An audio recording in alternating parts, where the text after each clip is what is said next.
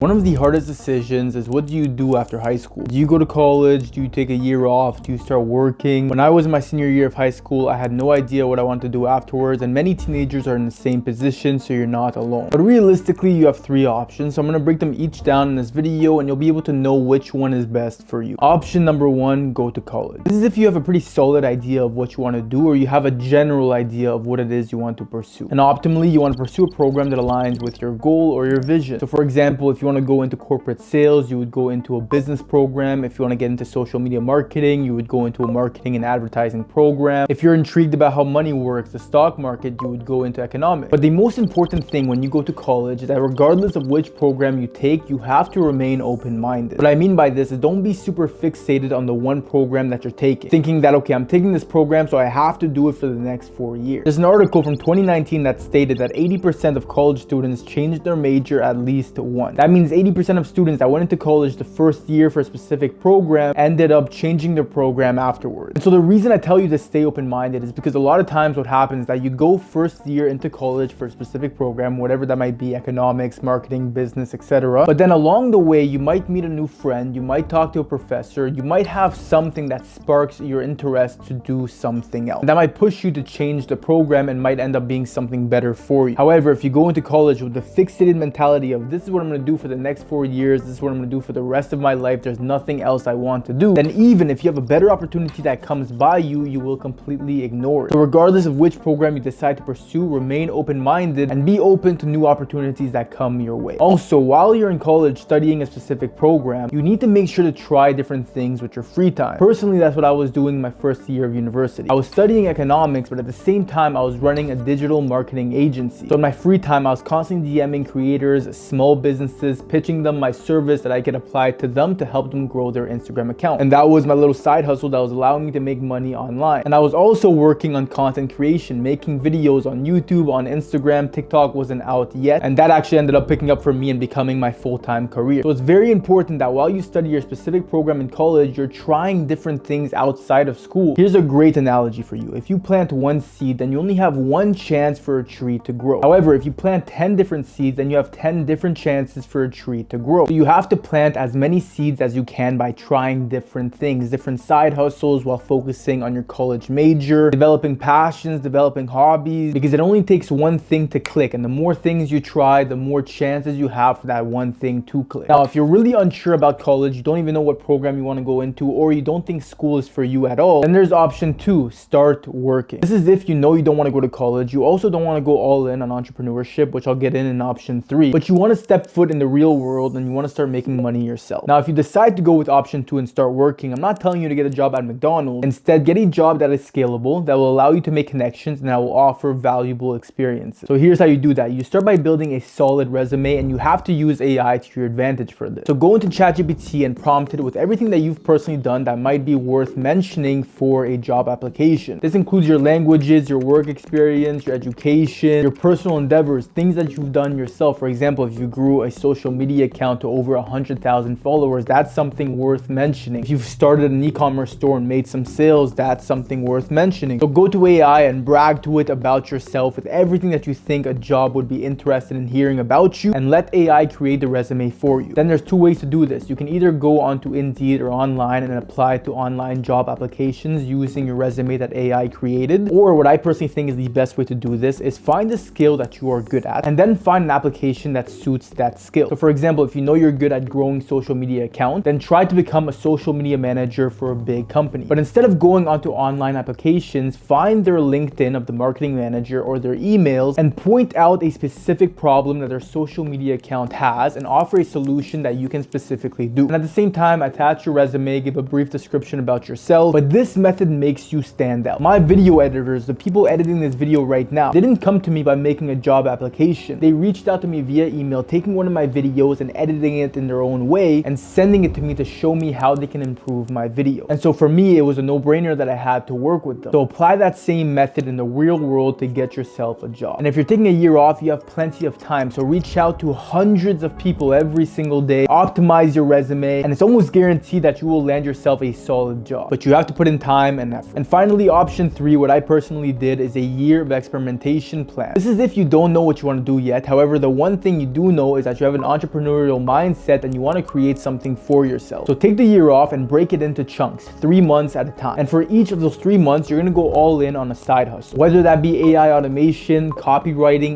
e-commerce, drop shipping, content creation. I've made a full video on the best side hustles to start. I'll link it right here. That'll help introduce you to a few side hustles that are worth starting. Find the one that you're interested in, the one that you think is a good opportunity, and the one you think you're good at, and go all into it for 3 months. Like I told you previously, when I was in university for my first semester, I was studying economics, but at the same time, I was working on my side hustles, which was content creation and running my own marketing agency. Now, within the first semester, I decided to drop out because I knew that for me personally, school wasn't for me, and I wanted to pursue my side hustles that I was doing. And after going all in on those for a whole year, it ended up working for me. I gained momentum and I started doing content creation full time. And for the marketing agency, it was still making money, but content creation started exceeding that. So I told myself I'm going to go all out on this and drop the marketing agency. Now, you might be asking, well, Pierre, what if nothing worked? Well, the good news is if you're a teenager, or even your early 20s, you can try something and fail for the next 7 years, worst case scenario. And guess what? You'll still be young and you'll still have time. That's the beauty of it, is that right now you have time, you're young, and you have less responsibility. So why should you settle down? Now is the time for you to take risks, to try new things, to go all in on something and see if it works. Because if you fail, that's fine. You learn, you can try something else, and you still have time. And let me tell you something, the pain of regret is far worse than the pain of failure. Because with failure, at least you know the outcome. With regret, you never tried it, so you never know what could have happened. And that will haunt you forever. The biggest takeaway I want you to have from this video is number 1, to stay open-minded always. No matter what you're doing, no matter what is working, don't be so fixated on how this is going to be what you're going to do for the rest of your life. Be open-minded to new opportunities coming your way and maybe even jumping into it. And the second biggest takeaway is use this time, use this youth that you have right now to try things, to try as many things as you can until something clicks. Don't be scared of failing, take risks. And if you do that consistently, you're almost guaranteed to win in life. Now, one of the best things you can do is surrounding yourself with like-minded individuals, because not only do you learn from your mistakes, you learn from the mistakes of others. You're surrounded by people doing things better than you, and you learn from them, and you evolve exponentially quicker across every realm of life, financially, physically, mentally, socially. That's why I have my private community S-Class, where I give you all my resources, from workout programs, how to start your own personal brand, your social skills guide, one-on-one calls with me every single week. You get access to the private community. It's basically a hub connecting like-minded individuals all over the world to succeed and grow together. And at the same time, I'm here guiding you, giving you the resources, and jumping on calls with you. To join S-Class, my private coaching community, the link will be at the top of the description and the pinned comment at the top.